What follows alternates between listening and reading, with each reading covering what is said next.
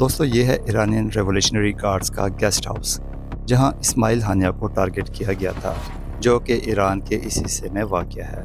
یہاں اسماعیل ہانیہ کو ٹارگٹ کرنے کے 3 پاسبل سینیریوز ہیں۔ پہلا یہ کہ ہر کمرے میں بم لگایا گیا ہو اور دور سے ہی اسے ریموٹ کنٹرول سے بلاسٹ کر دیا گیا ہو۔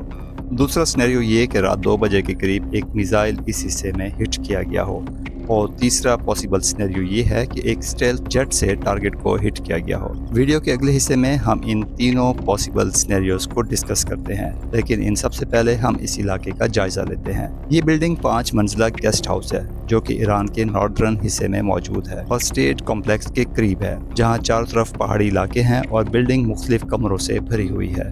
ہم ویسٹرن سائڈ کے ایک خاص کمرے پر توجہ دیں گے۔ سینیریو نمبر 1 کے مطابق حماس کے سینئر لیڈر اسماعیل ہانیہ کو ایک ایکسپلوسیو ڈیوائس سے ٹارگٹ کیا گیا ہو۔ یہ ایکسپلوسیو جو کہ چھپ کر اس گھر میں اسمگل کیا گیا تھا جہاں وہ تہران میں رہ رہے تھے۔ یہ معلومات مڈل ایسٹرن آفیشلز، 2 ایرانیز اور 1 امریکن آفیشل سے ملی ہیں۔ یہ علاقہ ایران کا ایک بے پناہ محفوظ علاقہ ہے جہاں ریولیشنری گارڈز کا قبضہ ہے۔ موساد آپریٹیوز نے یہ علاقہ جہاں ہر سٹریٹ اچھی طرح سے سیکیور تھی انفلٹریٹ کیا، جو کہ ایک ڈیئرنگ اور ایک اچھے طریقے سے پلان کی گئی کوشش تھی۔ ٹاپ اینگل سے ہم دیکھ سکتے ہیں کہ ہانیہ کی گاڑی بلڈنگ کے اس حصے میں داخل ہو رہی ہے جو کہ شاید اس کا فیوریٹ حصہ تھا۔ یہ ایک ٹرکی پارٹ ہے جسے ہم سمجھنے کی کوشش کرتے ہیں۔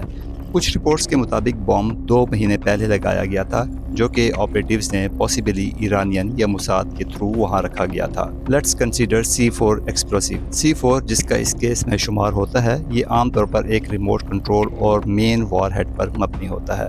C4 عام طور پر چھوٹا ہوتا ہے مگر اس کا بلاسٹ ریڈیس 4 سے 20 فیٹ تک ہوتا ہے۔ ایجنٹ نے بم تمام کمروں میں 2 مہینے پہلے ہی رکھ دیا تھا اور جب وقت آیا تو انہوں نے دور سے ہی اسے ایکٹیویٹ کر کے ہانیہ اور اس کے باڈی گارڈز کو مار دیا۔ اب سینیریو نمبر 2 کو ڈسکس کرتے ہیں۔ اس سچویشن کے مطابق کچھ گواہوں نے ایک آبجیکٹ کو رات کو فلائی کرتے دیکھا تھا جو ماؤنٹینز ریجن سے آیا تھا اور پھر لیٹ نائٹ میں دھماکہ ہوا۔ یہ آبجیکٹ ایک long range multi purpose anti tank missile system تھا جو مزید ماڈرن ٹارگٹس اور دشمن پرسنل کو ٹارگٹ کرنے کے لیے ڈیزائن کیا گیا ہے۔ یہ میزائل دن رات اور ڈیفیکلٹ ویدر سچویشنز میں بھی آپریٹ کیا جا سکتا ہے۔ میزائل 200 میٹر سے 4 کلومیٹر تک کی رینج کو ٹارگٹ کر سکتا ہے جو کہ گیسٹ ہاؤس کے آس پاس کی رینج ہے۔ میزائل کے مختلف پارٹس میں homing head, electronics unit, leading charge, warhead اور میزائل کی اسٹیئرنگ فنس ہوتی ہیں۔ اسے میزائل آپریٹر نے تھرمل امیجنگ کی مدد سے ٹارگٹ کو ڈیٹیکٹ کیا ہوگا اور اس طرح میزائل کو گائیڈ کرتے ہوئے اسے ہٹ کیا۔ پریکرسر وار ہیڈ نے انیشیل اسٹرکچر کو پینیٹریٹ کیا ہوگا اور مین وار ہیڈ نے اندر دھماکہ کیا جس نے 3 کمروں کو ڈسٹروائے کیا۔ اب ہم دیکھتے ہیں سینیریو نمبر 3 کو۔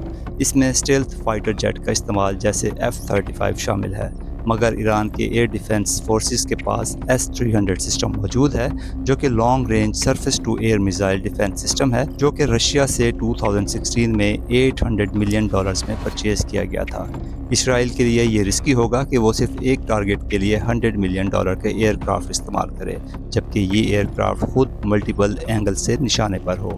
اس گیسٹ ہاؤس کو ٹارگٹ کرنے کے لیے شارٹ رینج میزائل کا یوز زیادہ پاسبل لگتا ہے، but in the fog of war any one of these could be possible. اب ان سب سینیریوز کا اثر یہ ہوگا کہ ایران اپنے ان نیمڈ ڈرونز اور کروز میزائلز کے ذریعے کیسے اسرائیل کو بھرپور جواب دے گا۔ یہ میزائلز اور ڈرونز ایک وقت پر ٹارگٹ کو ہٹ کریں گے جس کے بعد اسرائیل کے الائنس جیٹ فائٹرز لانچ کیے جائیں گے جو کہ ڈرونز اور میزائلز کو نیوٹرلائز کرنے کی کوشش کریں گے، جن میں UK کا لڑاکا طیارے ممکنہ طور پر سائپرس سے آئیں گے۔ دوسری طرف یونائٹڈ اسٹیٹس ایئر فورس کے طیارے بھی ایران سے آنے والے ڈرونز اور میزائلز کو نیوٹرلائز کرنے کی کوشش کریں گے۔ اب ہم دیکھتے ہیں کہ اسرائیل کے ڈیفنس سسٹم کس طرح کام کریں گے۔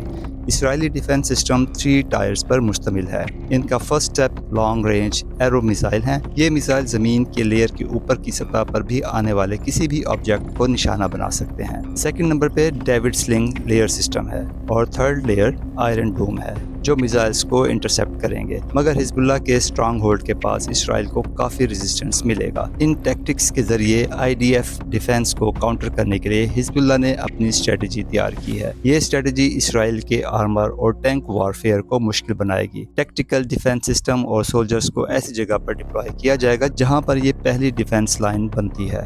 یہ ڈیفنس سسٹم اور سولجرز RPGs اور اینٹی ایئر کرافٹ گنز کے ساتھ پوری طرح سے لیس ہیں جو کہ IDF کے لیے کافی ٹف کمپٹیشن ہوگا۔ اکتوبر 7 اٹیک کے ذمہ دار شخصیات کا قتل پھر سے مڈل ایسٹ میں ایک ریپل ایفیکٹ پیدا کر سکتا ہے۔ دوستو، آپ کیا سوچتے ہیں موساد آپریٹو نے کون سی ٹیکنیک استعمال کی ہوگی ہانیہ کو ٹارگٹ کرنے کے لیے؟